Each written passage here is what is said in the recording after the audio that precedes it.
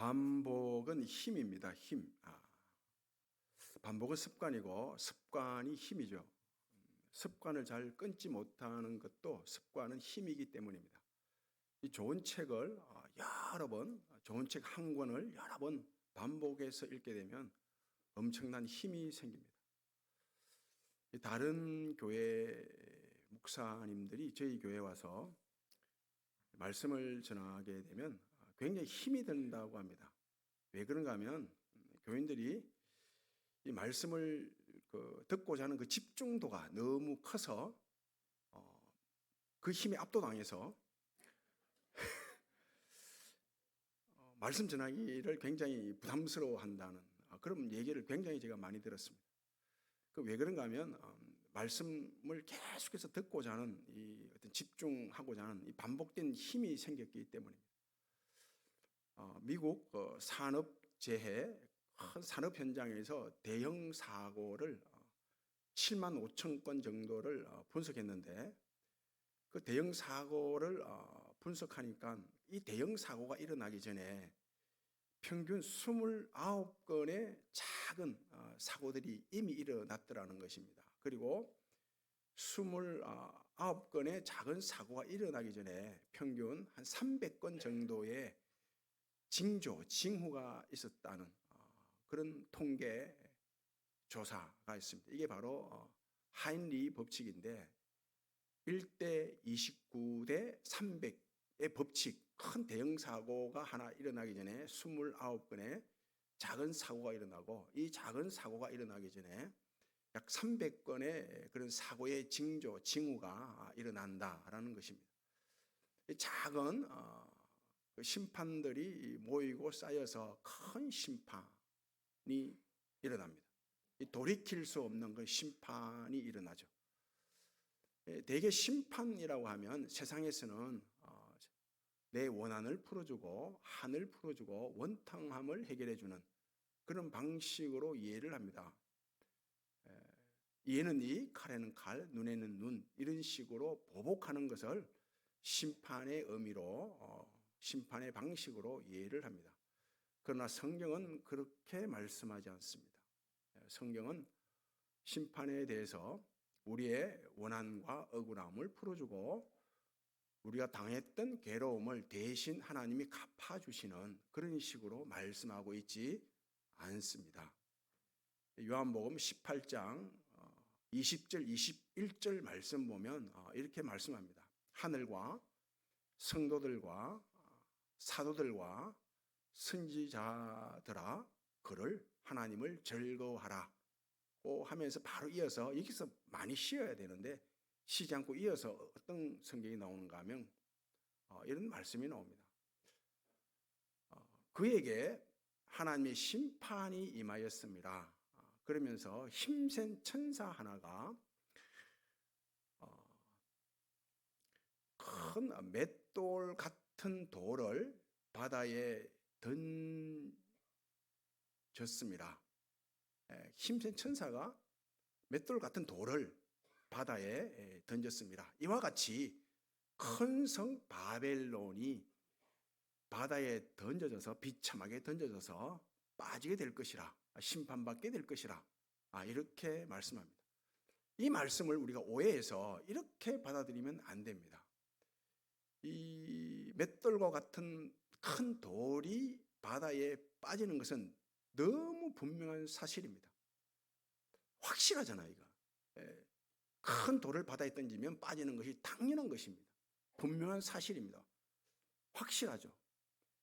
이처럼 심판이 확실한데 이 하나님을 대적하던 사람들, 하나님을 덩져서 사는 사람들, 욕하던 사람들, 마귀와 마귀에 속한 사람들이 마지막 날에 큰 돌이 바다에 빠지는 것처럼 심판에 빠지는 것이 너무 확실하다, 분명하다. 그래서 우리가 즐거워하고 기뻐한다. 이런 뜻이 아닙니다. 그런 뜻이 아니에요. 무슨 뜻이냐 하면 바로 이런 뜻입니다. 마지막 심판 때가 되면 마지막 심판의 날에는 우리는 그 하나님을 덩져 살아가는 사람들이 심판당하는 것을 보고 기뻐하고 즐거워할 틈, 여유가 없습니다. 그런 시간이 없죠. 그토록 우리가 사랑하는 주님, 마치 이 땅에서 거울을 보는 것처럼 희미하게 부분적으로 알고 믿던 우리를 그토록 사랑했던 주님의 얼굴을 직접 대해서 만나는, 직접 보는 이 기쁨이 너무 충만해서 세상에 속한 자들이 멸망받는 것을 보고 즐거워하고 기뻐할 그런 여유가 전혀 없습니다. 마치 이와 같은 것이죠. 신랑 신부가 결혼식 날 굉장히 기쁘죠. 즐거워합니다. 신랑 신부만큼 결혼식 날 기쁜 사람도 없죠. 그런데 이 신랑 신부가 기뻐하는데 자기 친구 중에 아직도 결혼하지 못한 그런 친구들이 있는데 그 친구들을 보고 야, 너희들은 결혼 못하지, 나 결혼한다. 그래서 기뻐한다. 이 기쁨이 아니죠. 신랑 신부가 누리는 기쁨은 이 사랑의 결실, 우리가 이처럼 사랑했는데 이 사랑의 결실을 맺어서 앞으로 이 사랑으로 행복하게 살아갈 걸 생각하니 너무 기쁘죠. 그래서 즐거워하는 거예요. 북한이 참 밉습니다. 그래서 저 북한을 향해서 미국에서 핵폭탄을 터뜨려서 북한을 다 망하게 할 때 우리가 정말 기쁘고 즐겁다. 이게 아니잖아요. 이게 아닙니다. 우리는 우리가 잘 살고 부강한 나라가 되었기 때문에 기쁘고 즐거운 거지 북한이 망해서 기쁜 게 아니라고요. 학교 다닐 때 굉장히 라이벌이 있지 않습니까? 라이벌. 이상하게 밉상인 라이벌이 있습니다. 이 라이벌이 대학 시험 떨어져서 기쁜 것이 아니라 내가 대학 붙어서 기쁜 거죠. 바로 이런 것입니다. 예수님께서 그의 제자 베드로, 야고보, 요한을 데리고 변화산으로 올라갔습니다. 변화산으로 올라갔는데 예수님께서 부활의 몸으로 변형되신 것입니다. 그러자 이 변형된 그 변화산의 삶이 얼마나 기뻤는지 모릅니다. 굉장히 즐거운 거예요. 그래서 베드로가 세상 모든 시험, 염려, 걱정 다 잊어버립니다. 세상 염려, 걱정이 없어요. 그래서 이곳에, 이 변형된 이곳에서 초막셋을 싣고 초막이라도 좋으니 세상 모든 근심, 걱정 잊어버리고 초막이라도 좋으니 주님과 함께 이곳에서 영원히 살고 싶습니다. 그러지 않습니까? 이런 기쁨이 마지막 날에 우리가 얻는 기쁨입니다. 그 세상 사람들이 멸망당하는 것을 보고 우리가 즐거워하고 기뻐하는 그런 기쁨은 아닙니다. 심판은 그렇지 않습니다. 그 심판을 내 원한을 풀어주고 내 억울함을 해결해주고 내 원통함을 풀어주는 그런 식으로 이해를 하면 안 됩니다. 다윗 왕이 이스라엘 통일 왕이 되고 이어서 아들 솔로몬이 왕위를 이어받고 황금 시대 태평성대를 누립니다. 이 솔로몬 왕 이후에 북이스라엘과 남유다로 분열됩니다. 이 분열된 북이스라엘과 남유다가 결국 마지막에 망하게 되는데 심판을 받게 되는데 북이스라엘은 기원전 722년경에 아수르에 의해서 멸망을 당합니다. 그로부터 150년 후 기원전 522년경에 남유다도 멸망을 당합니다. 그 북이스라엘을 멸망시킨 아수르를 바벨론이 멸망을 시키고 이 바벨론에 의해서 남유다가 마침 멸망을 하게 됩니다. 이게 오늘 본문 몇 주 전부터 살펴본 그대로 지금 멸망하는 그런 시기입니다. 다음 주 되면 마지막이 나옵니다. 다음 주가 마지막인데 멸망을 당하는데 북이스라엘 남유다가 멸망을 당하는데 멸망의 원인이 뭐냐 할 때는 아수르 군대가 힘이 세서 멸망한다. 바벨론 나라 군대가 엄청난 힘을 가지고 있어서 그 힘에 압도당해서 못 이겨서 멸망당한다. 이렇게 말씀하고 있지 않습니다. 북이스라엘이나 남유다 할 것 없이 왜 멸망당하냐 할 때는 이들이 산당에서 예배를 드렸다. 이 산당에서 예배를 드렸다고 해서 이 북이스라엘이나 남유다가 하나님을 저버렸다, 덩졌다 이런 뜻이 아닙니다. 어느 때는 하나님을 섬기고 또 다른 때는 세상 우상들을 섬겼다.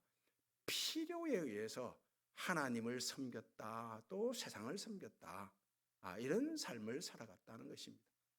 마음을 다하고 힘을 다하고 뜻을 다해 온전히 하나님 보시기에 정직한 삶을 살아가지 않고 어느 때는 하나님을 섬기고 또 다른 때는 세상을 섬기고 이런 삶을 살아갔기 때문이라고 성경은 그 멸망의 원인을 밝힙니다. 온전히 하나님을 섬겨야 하는데 마치 우리와 같지 않습니까? 주일날은 지금 이 시간 온전히 하나님을 섬기고 하나님께만 집중하고 하나님을 예배하는데 예배 마치고 또 삶의 현장으로 돌아가서 가정에서나 직장에서나 흩어지는 예배자로 살아가야 함에도 불구하고 그렇게 살아가지 못하는 내 경험과 내 어려움과 내 이익과 내 욕망과 욕심으로 자꾸 신앙의 집을 세워가려고 하죠. 그래서 모래성과 같은 집을 짓게 되고 마침 모래성이 무너지게 된 그런 모습이 바로 지금 남유다의 모습입니다. 이 남유다가 이 멸망당하는 심판받는 마지막 모습을 좀 구체적으로 살펴보면 이렇습니다. 여호야김 왕이 왕으로 즉위하는데 누구의 도움을 받는가 하면 애굽의 도움을 받습니다. 애굽 왕 느보의 도움을 받아요. 그래서 왕이 되고 난 이후에 여호야김 왕이 되고 난 다음에 애굽과 굉장히 우호 관계죠. 그 지내다가 애굽과 우호 관계라는 것은 애굽 사람들이 섬기던 신도 같이 섬긴다는 뜻이죠. 바벨론이 침략을 하죠. 바벨론 그 군사의 힘이 얼마나 막강했는가 하면 한순간에 항복해버립니다. 바벨론 왕을 섬기겠다고 항복하죠. 그래서 바벨론 왕을 섬깁니다. 조공을 바쳐가면서 섬기는데 그 애굽에서 가만히 있지 않죠. 전에는 우리하고 사이좋게 잘 지냈는데 왜 그 남유다가 갑자기 바벨론 왕을 섬기나 그러면서 그 첩자를 보내서 자꾸 이미 그 남유다 안에 그 애굽과 친한 그 신하들이 있거든요. 신하들을 통해서 부추기잖아요. 야, 우리가 도와줄게. 바벨론 왕 배반해라. 우리가 도와준다. 우리 힘이면 충분하다. 이겨낼 수 있다. 우리가 협력해서 바벨론 왕을 처리하자. 이런 식으로 자꾸 부추기죠. 그래서 이 여호야김 왕이 배반을 해버립니다. 바벨론 왕을 배반하죠. 그러니 바벨론 왕 입장에서는 그냥 있습니까? 이거 그냥 내버려둘 수가 없죠. 더 큰 군사를 이끌고 와서 이 여호야김 왕을 독살해버립니다. 죽여버립니다. 살해를 한다고요. 그리고 이어서 그의 아들 여호야긴 왕을 왕으로 세우죠. 그 왕으로 세우고 난 뒤에 얼마 있지 않아서 이 여호야긴 왕을 포로로 잡아가 버립니다. 그래서 여호야긴 왕이 바벨론 포로로 잡혀가서 감옥에서 포로 생활을 하고 있던 중 있는 거에 계속 있고 이 유대 땅은 그의 삼촌인 시드기야 왕으로 꼭두각시 왕으로 삼죠. 바벨론이 삼습니다. 삼는데 시드기야 왕이 바벨론 왕을 섬기다가 또 애굽에서 부추기잖아요. 배반하라.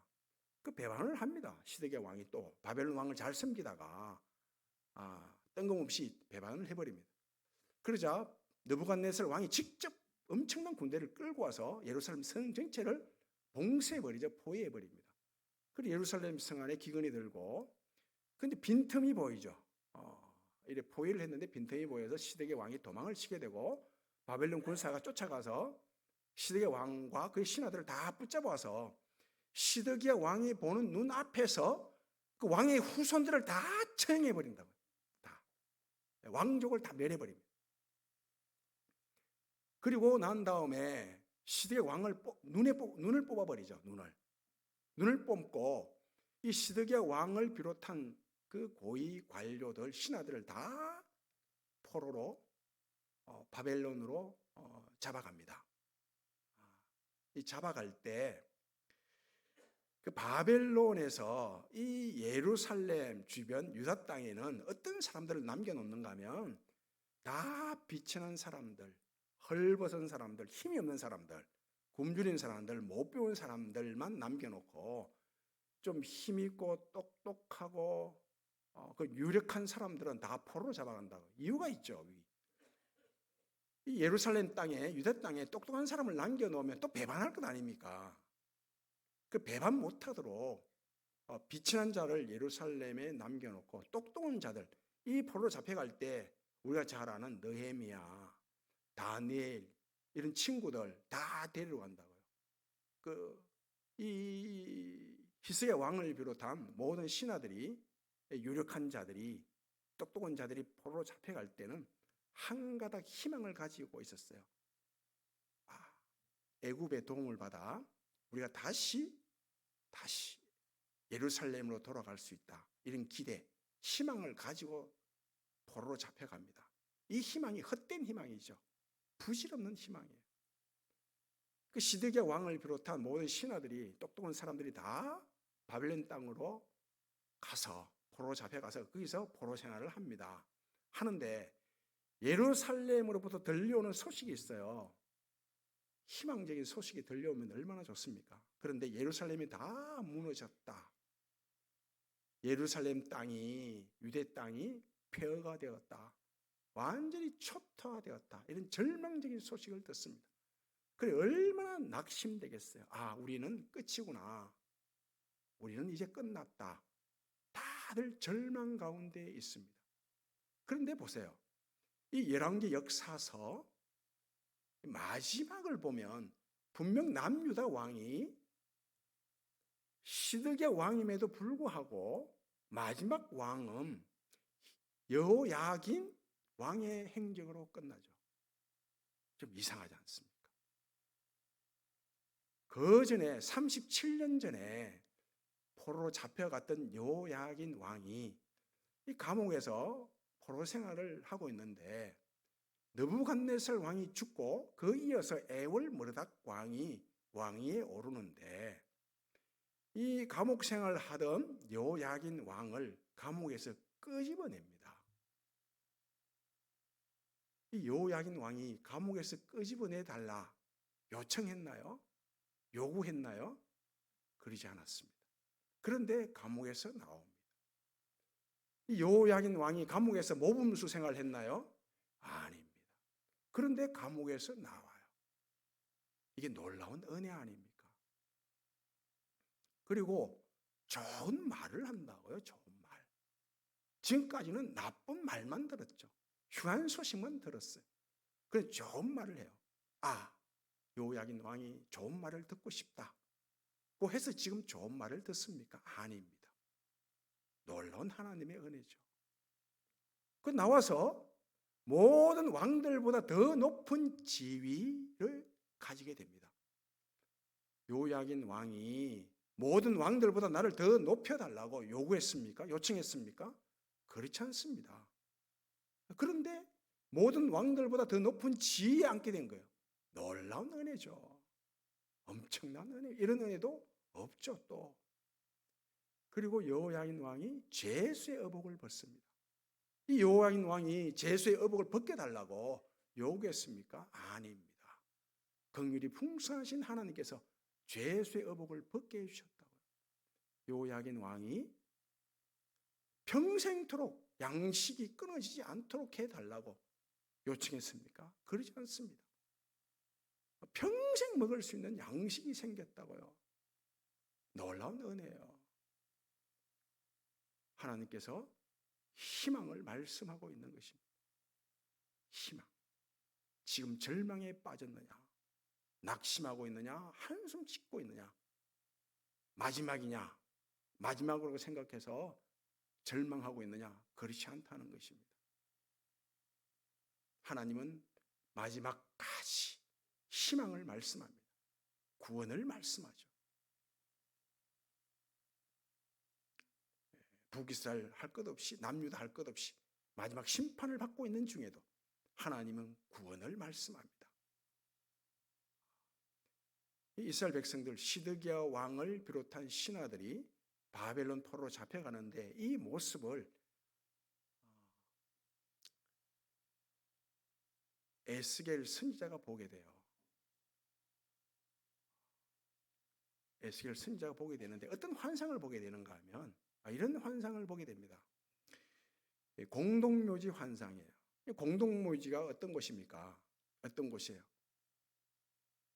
울음이 반복되고 슬픔이 반복되고 죽음이 반복된 곳 아닙니까? 그러니 공동묘지에 무슨 희망이 있습니까?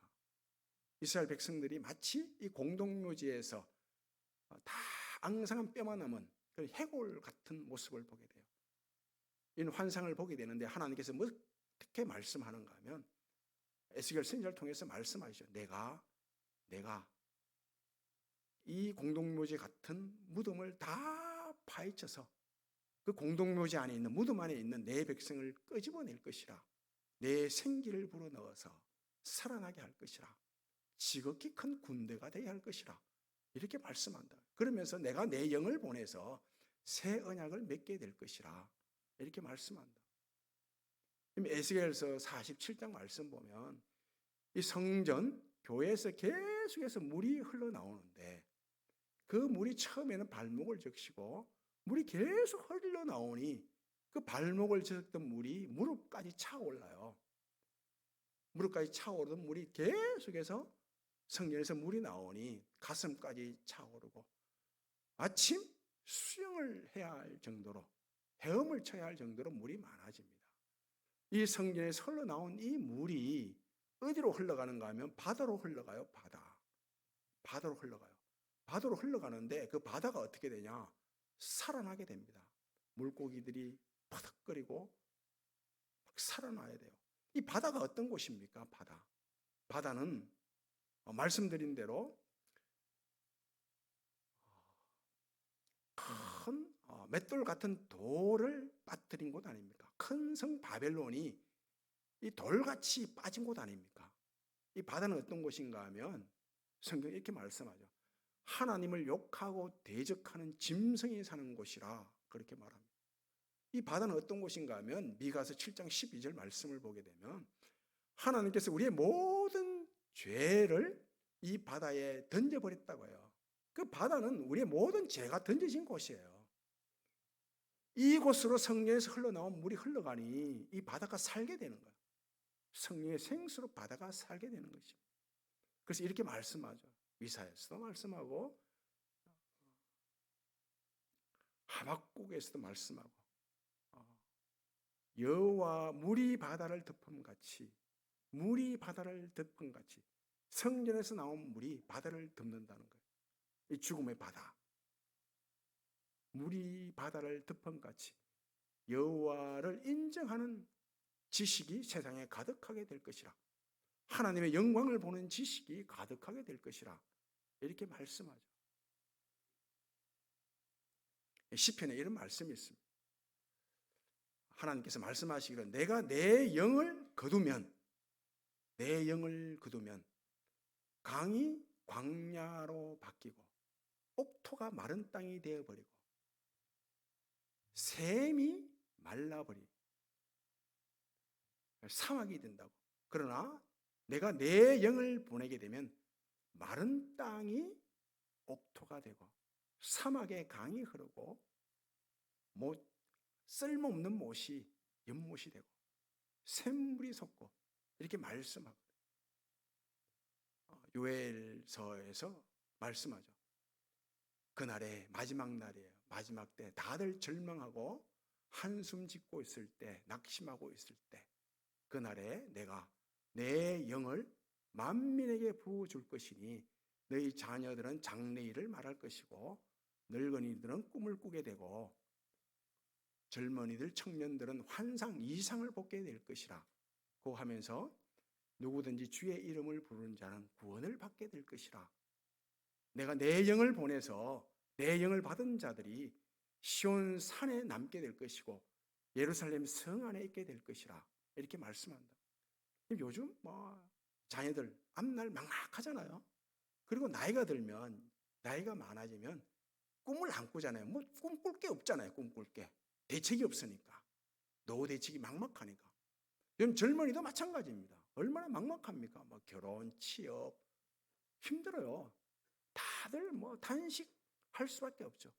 그런데 남종과 여종에게 부어주시는 영, 성령, 이 성령의 생수로 젊은이들이 비전을 갖게 되고 장애들이 장래일을 알게 되고 답답하고 막힌 게 다 풀어진다는, 나이 많은 이들이 새로운 꿈을 꾸게 된다는, 대책이 있게 된다는.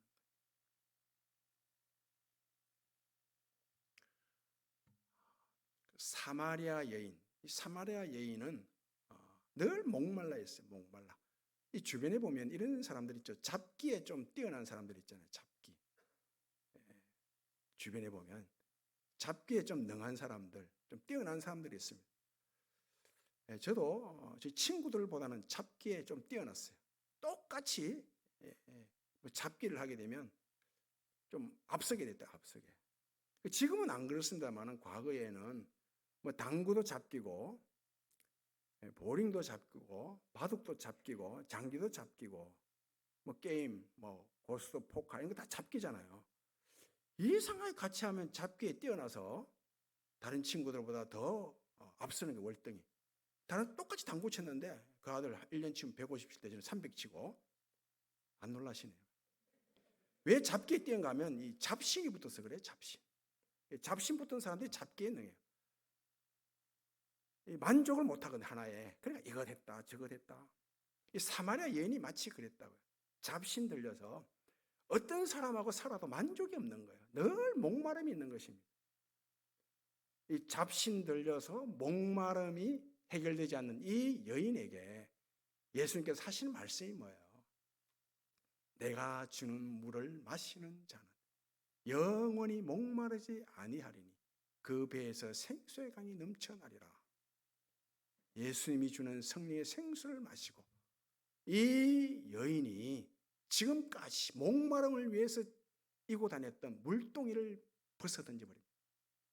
빨리 보이지 않도록 던져버리죠. 예수 그리스도께서 보내주신 생수로 만족을 얻었기 때문입니다.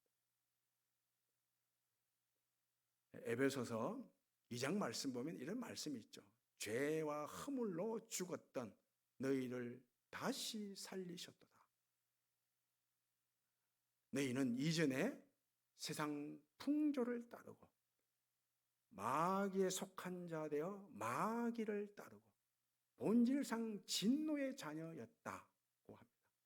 긍휼이 풍성하신 하나님께서 모든 죄의 그 결박을 다 끊으셨다. 그래서 그리스도와 함께 일으킨 바 되고 그리스도와 함께 살아가게 되고 마지막 그리스도와 함께 하나님 나라의 상속자가 되었다. 이렇게 말씀합니다. 그러면서 너희가 그 은혜로 인하여 믿음으로 말미암아 구원을 받았으니 이것이 너희에게서 난 것이 아니라 하나님의 선물이라. 너희 행위에서 난 것이 아니니 결코 자랑하지 못한다. 이렇게 말씀하죠. 죄의 감옥에서 그 죄를 먹고 마시며 죄의 욕망에 찌는 우리를 다 하나님의 은혜로 허물어 버렸죠. 그 여야긴 왕을 감옥에서 나오게 하고 좋은 말을 하게 하고 좋은 말을 듣고 죄수의 의복을 듣고 모든 왕들보다 더 높은 지위에 앉게 하신 것처럼 우리를 이 하나님 나라의 상속자로 삼으셨죠. 세상 그 어떤 사람보다도 더 높은 지위를 갖게 된 왕 같은 제사장이 된 것입니다. 이게 그리스도인의 영광이요 그리스도인의 특권이죠. 지금까지 낙심하고 살아왔느냐? 늘 한숨 짓고 탄식하며 비명소리 지르고 살아왔느냐? 모든 절망은 끝이다. 내가 너희와 함께한다. 내가 내 영으로 너희를 이렇게 세우고 너희와 함께할시라. 너희는 나의 작품이다. 이렇게 말씀하죠. 스바냐 3장 17절에서 이렇게 말씀합니다.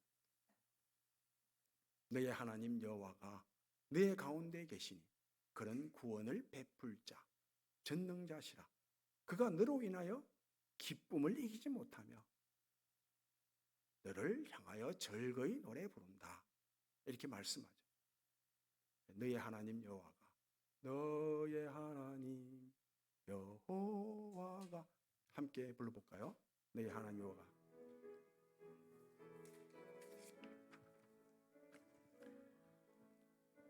너의 하나님 여호와가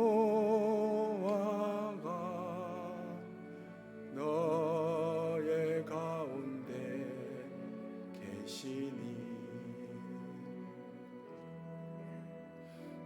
그는 구원을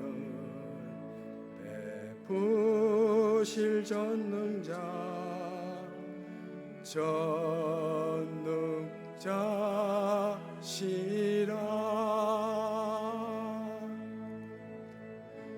그가 너로 인하여 기쁨을 이기지 못하시며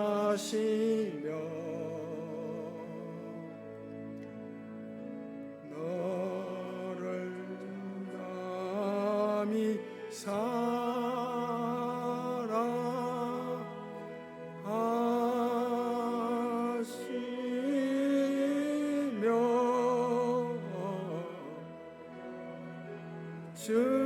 즐거이 부르며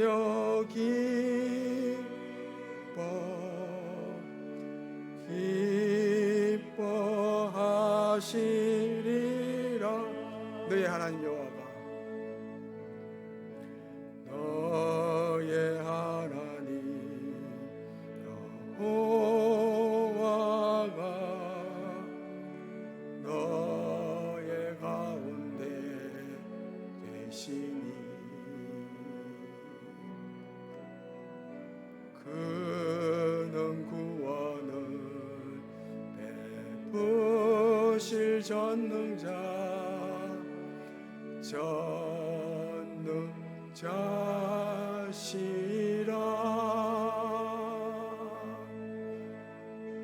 그가 너로 인하여 기쁨을 이기지 못하시며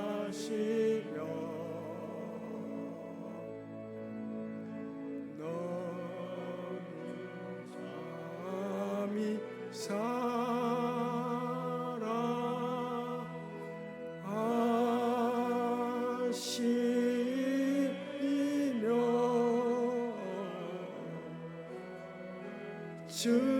즐거이 부르며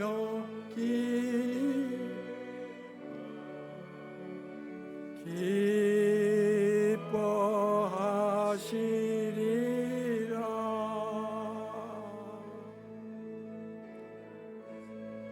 즐거이 부르며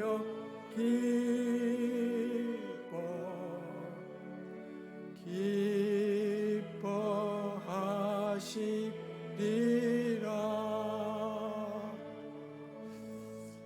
에베소서 2장 10절 말씀입니다. 우리는 그가 만드신 바라 그리스도 예수 안에서 선한 일을 위하여 지으심을 받은 자라. 이렇게 말씀합니다. 하나님께서 우리를 지으셨다, 만드셨다고 할 때는 시, 작품으로 지었다, 만들었다 뜻입니다. 하나님의 시, 작품이 되기 위해서 하나님께서 날마다 성령의 생수를 우리에게 주십니다. 대낮에는 등불이 필요 없죠. 등불이 필요 없습니다, 낮에는. 그러나 어두운 밤이 되면, 마지막 날이 되면 등불이 필요합니다. 어두운 밤에 등불이 없으면, 등에 기름이 없으면 등불을 밝힐 수가 없죠. 신랑은 오신 예수님을 맞이할 수가 없습니다. 슬기로운 다섯 처녀처럼 등에 날마다 등불, 켤 수 있는 성령의 생수를 준비해서 주님 오시는 길을 밝혀야 합니다. 반복은 힘이 있습니다. 말씀과 기도를 반복하게 되면 성령의 생수가 넘쳐나요. 사순절을 이번 주부터 맞이합니다. 늘 기도를 반복하셔야 돼요. 반복하면 기도에 힘이 있습니다. 말씀을 가까이 해야 됩니다. 늘 반복해서 말씀을 가까이 해야 돼요. 말씀을 가까이 하면 말씀에 힘이 있습니다. 특별히 사순절을 맞이해서 성경 66권을 다 가까이 하면 좋지만 특별히 요한복음 말씀을 반복해서 가까이 하면 생수의 강이 내 삶의 영혼에 넘쳐나게 됩니다. 이 성령의 생수가 넘쳐나는 것은 날마다 성령의 탄식에 내가 순종할 때, 성령의 가르쳐 주시고 인도하심에 내가 순종할 때 성령의 생수는 넘쳐나게 됩니다. 하나님께서 보내주신 성령의 생수로 그 성령의 탄식하심과 가르쳐 주심과 인도하심에 내가 순종해서 성령의 생수가 넘쳐나서 하나님의 기쁨이 되실 뿐만 아니라 하나님이 또 기쁨을 주시는 그 놀라운 은혜가 여러분들의 은혜 되기를 바랍니다. 아버지 하나님 감사드립니다. 말씀과 기도를 늘 반복해서 성령의 탄식하심을 따라 순종하고 성령께서 가르쳐 주시고 인도하심을 따라 성령의 탄식에 순종해서 우리의 삶이 하나님의 기쁨이 될 뿐만 아니라 또 하나님께서 우리에게 기쁨을 주시는 놀라운 은혜가 있게 해 주옵소서. 예수님 이름으로 기도하옵나이다.